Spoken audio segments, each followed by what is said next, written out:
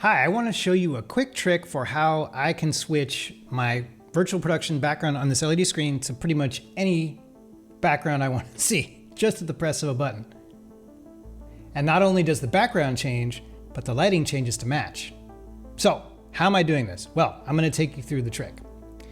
So step one, let me get to a background like, step one is I have a bunch of backgrounds that are different VP backgrounds that I found. Actually, I found a lot of these on YouTube, so it's pretty simple.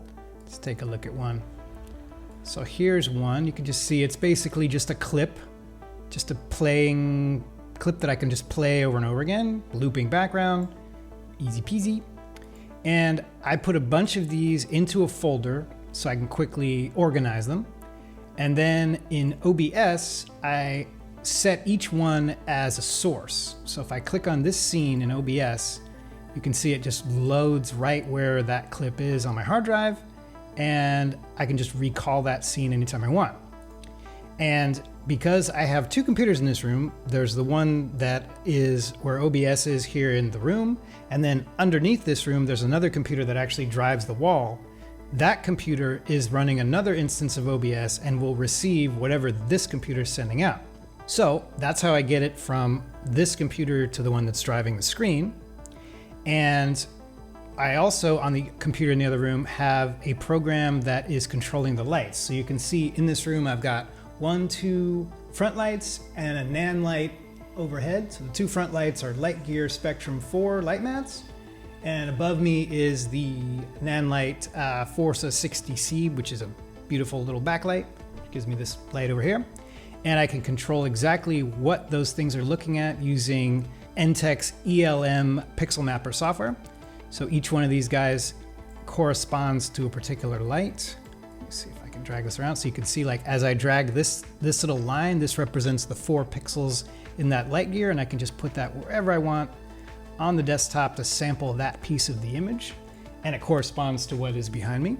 So the lights, as you can see, if I change now, everything will synchronize up to that.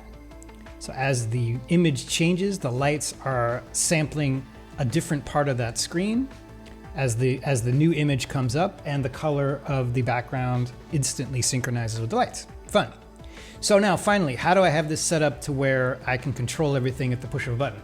Well, if you look over here, you can see I have a little Stream Deck that's been programmed to control OBS. So each one of these little buttons corresponds to a different scene. So here I've got sci-fi background, arcade background, Chicago apartment, kind of Blade Runner-y sort of look,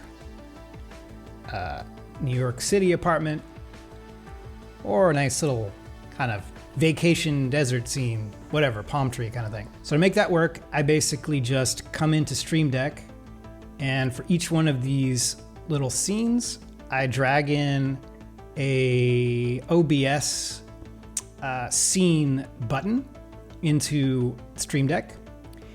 I point it at the corresponding scene that populates automatically because of this OBS Studio plugin, which you can find on the Stream Deck store.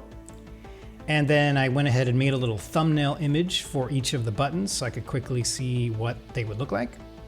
Let me show you what that looks like real quick. So each one of these is a pretty straightforward image. I just kind of squared it off so it would fit the button nicely to represent that. And if you look down again on the Stream Deck, you can see each of those guys now as buttons. And so that's it. OBS to drive the video clips, ELM to drive the lights, everything going from one computer to the other via OBS, and control the switching of the background with buttons on Stream Deck. So I can jump from location to location very quickly and easily in the middle of a call if I want to, and my lights sync right up. So there you go, a little tip of the day for you. Hope you enjoyed that.